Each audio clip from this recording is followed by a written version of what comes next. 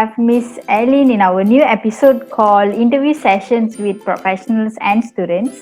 So basically, this YouTube channel is for students, fresh graduates, and also employees at work in terms of bridging the gap that we are talking about now.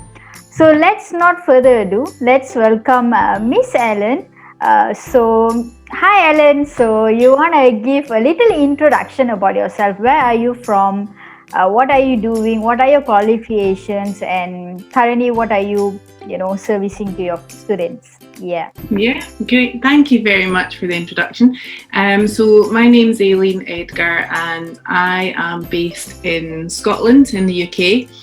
And I'm a qualified chartered accountant, have been since 2003.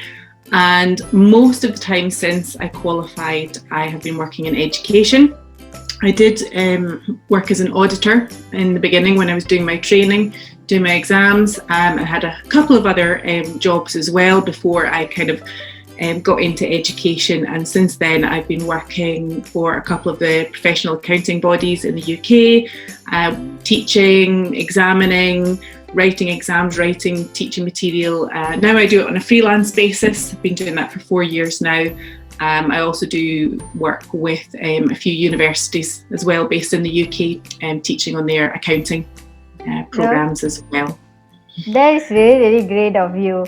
A fun fact about Miss Aileen, she is really a passionate person in terms of guiding students and getting them to get the results that they want. So yeah, let's go into the session. Our very first question, which is, do you think based on your experience, is there a gap between what you study and what you applied at work? I definitely found there was. For me, I did an economics degree at university. I had done accounting at school, but I can't really remember now what my thought process was for not continuing with it at university. I think I just wanted to learn new things. And I'd done it for 3 years or 4 years at school, accounting. So I wanted to try some new subjects. And I really got into economics and enjoyed that. So that was what my degree was in. And then I found myself in a graduate accounting job. I didn't actually really understand that's what I had applied to do, actually, to be honest with you. I didn't realise I was going to be an auditor. I had no idea. I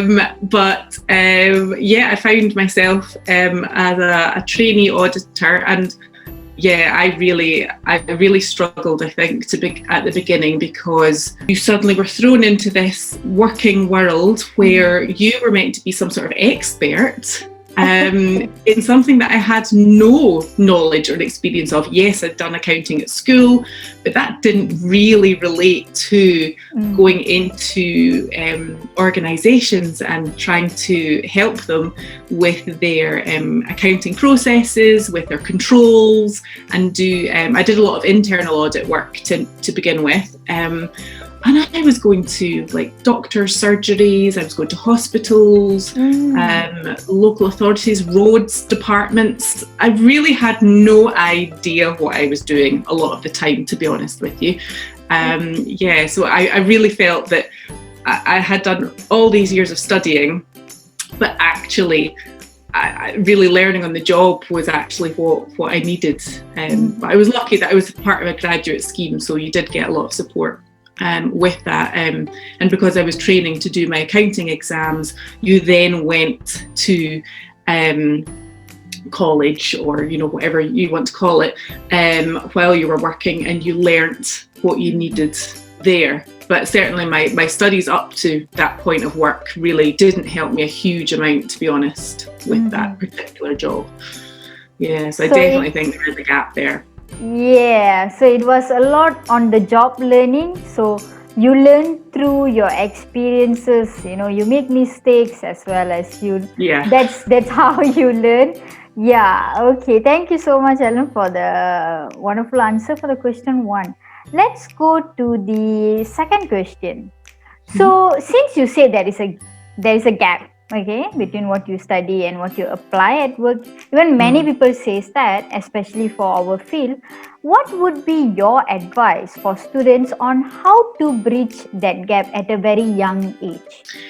I would think now, looking back and knowing a bit more about the different opportunities that there are available, I would say that if students get an opportunity to do an internship, or even a tiny bit of work experience, even if that's only just for a couple of weeks, even better if you can get a summer internship, then fantastic.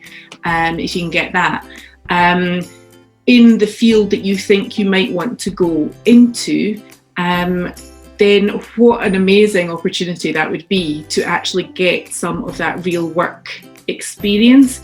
And then you can start to make a bit more connection perhaps between what you want to study, what you want to read up on a bit more in your own time.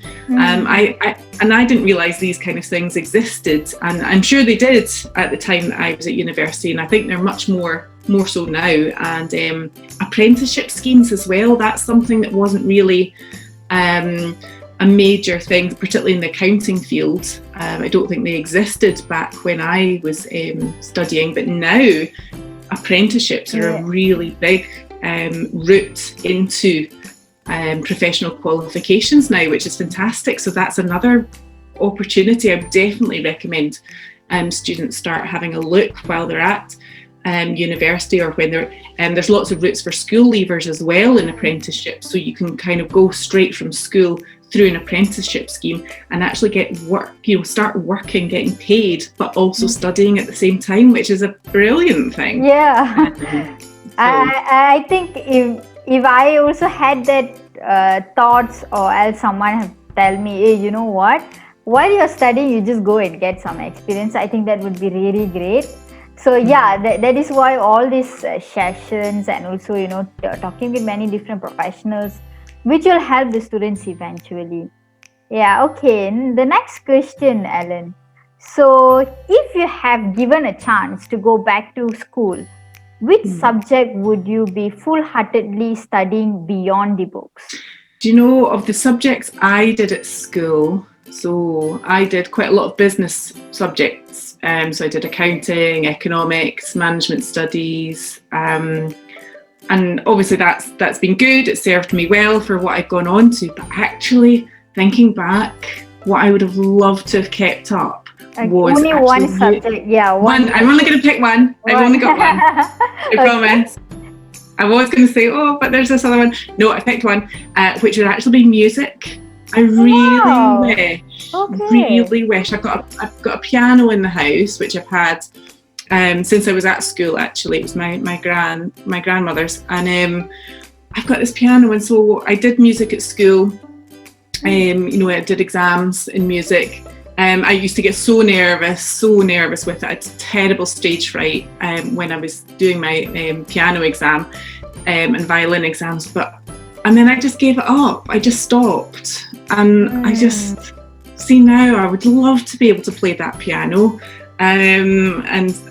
So I think had I had my time over, I would keep up something that's less academic, if you like, something that's just fun, and I just used to love listening to classical music and learning about different types of music, and that kind of all fell by the wayside when more academic subjects kind of, you felt they were more important somehow. But actually, looking back, I really wish I'd kept that up. So. I think you are the only speaker who have given very different answer. Because most of them gave academic based answers, but yours is totally different. I think you should try it back, Ellen. I know. Through lockdown, I really should have used that time to learn again. It's okay. It's never too late. Never too late. Yes. Okay, let's go to the next question, which is, how do we be creative at our work or job when our job is very mundane and monotonous? So what would be your advice on that part? Yeah, I've definitely had a lot of jobs that have been really monotonous, or parts of jobs. I think if your whole job is incredibly monotonous, you probably won't stay in it very long. It's quite difficult to pick yourself up and go to work every day if it is literally just the exact same thing. But I've definitely had parts of jobs which are incredibly monotonous, or they go in cycles. So every quarter you're doing the same thing again, or every year you're doing the same thing again. And it can sometimes kind of drag you down a little bit, and you lose your enthusiasm. And when you lose your enthusiasm, your quality of work starts to dip as well, and it all becomes a pretty slippery slope, really. But what's helped me with some of my more monotonous tasks or elements of my work is to actually understand, because most of the things, and I think this is true for probably most people's jobs, are you're just one part of a process. There's a bigger picture and you're just one part of that.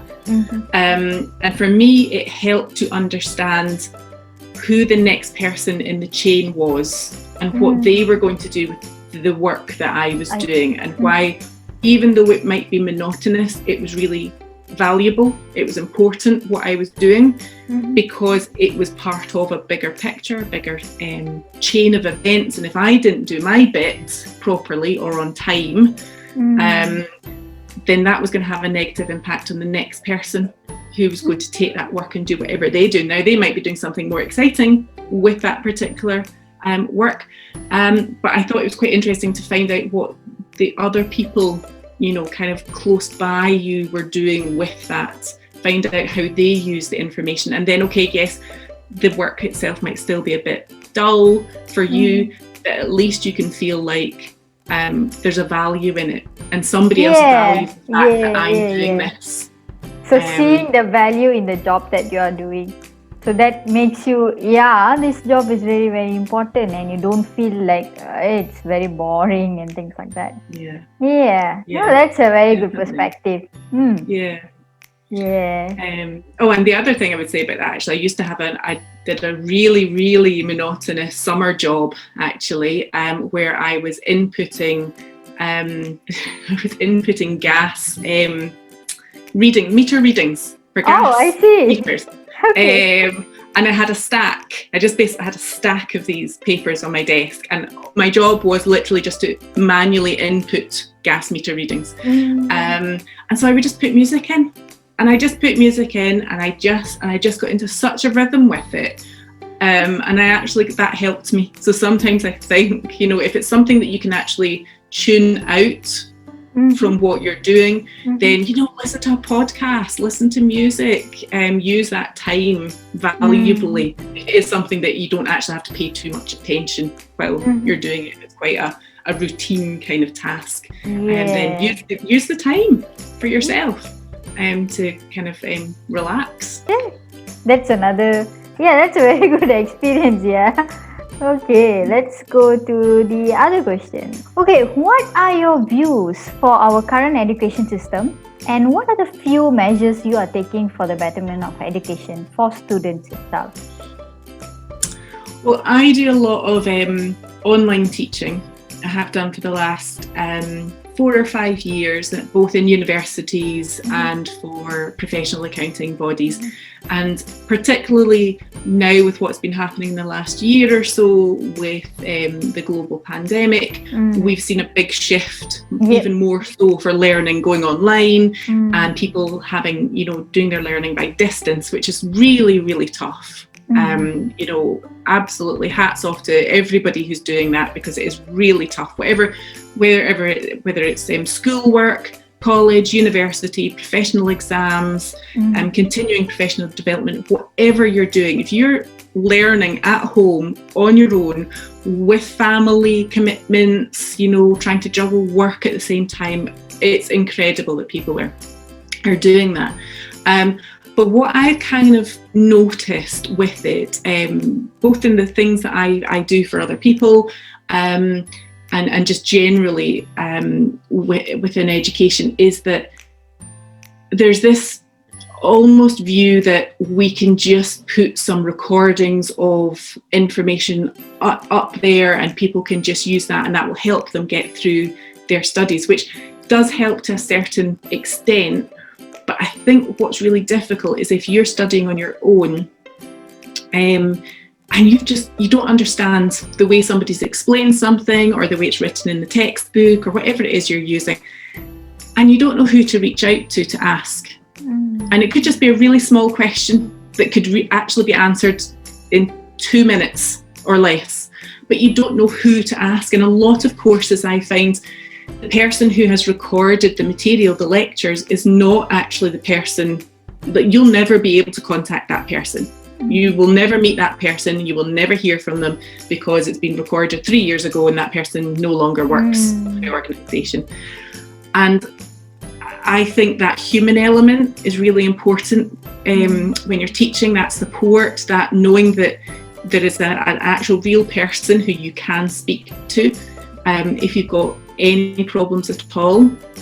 And so what I'm now offering with my own personal professional accounting courses that I'm doing is that students can get my WhatsApp number, and therefore they can just get in touch with me if they've got any issues, any questions, because sometimes, you know, a student could spend hours just desperately trying to understand something, and you could explain it to them in a minute or less, and then they could have just moved on with their studies. So I think that's the element that's kind of is the danger of moving everything online, is that you're leaving the students to figure things out on their own, and you're missing that human element. So that's what I enjoy as well, being actually able to speak to connect to people in person.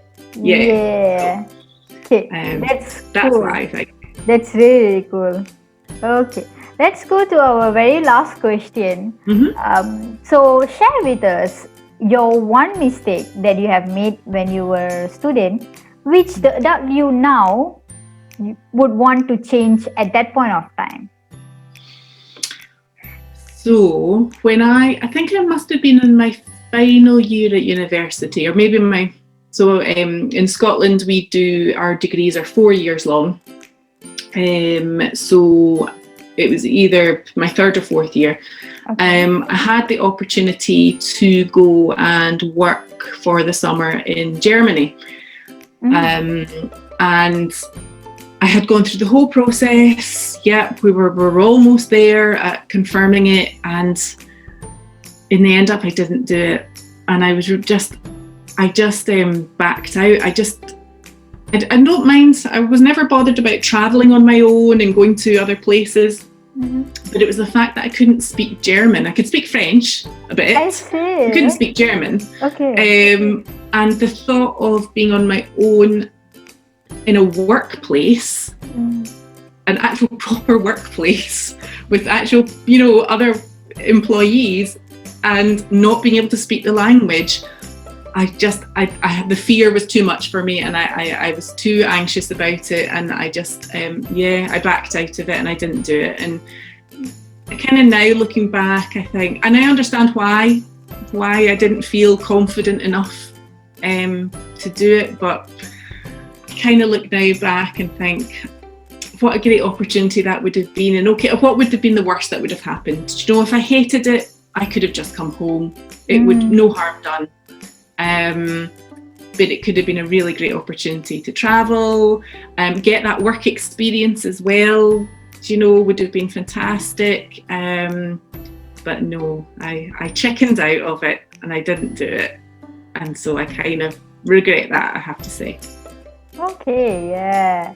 Thank you so much, Ellen. I think everything that happens to us, there is a reason behind it. So yeah, I think, I'm not sure. So maybe you can just... Okay, that was a very, very nice sharing. Thank you so much for sharing all your experiences. Do you have any last few words you want to share to the students or the audience itself? Yeah. I would just say, whatever stage you're at with your studies, take all the opportunities that are offered to you. What's the worst that's going to happen? You can always back out of things. If you try something and go, it's not working for me, then that's okay. And don't feel like you have to make a decision forever. I think people can get overwhelmed with thinking, I've got to decide now what I want to do with the rest of my life. You don't. I've done lots of different jobs, lots of different things. I've used my qualification in lots of different ways as well. My accounting qualifications, my degrees, I've used them in different ways. So there's so many opportunities, more than you know, out there. And I would definitely, advise people to keep in touch with people that they work with in different jobs. If you move jobs, do keep in touch with people, because you never know when you might come back round to needing that person's help, or they might need your help, and build up a little network of students. And I would definitely say, if anyone is struggling with their professional accounting exams, then find me on LinkedIn, get in touch with me, and I'll do my best to help you in any way I can. Okay, thank you so much, Ellen. It was a great session with you.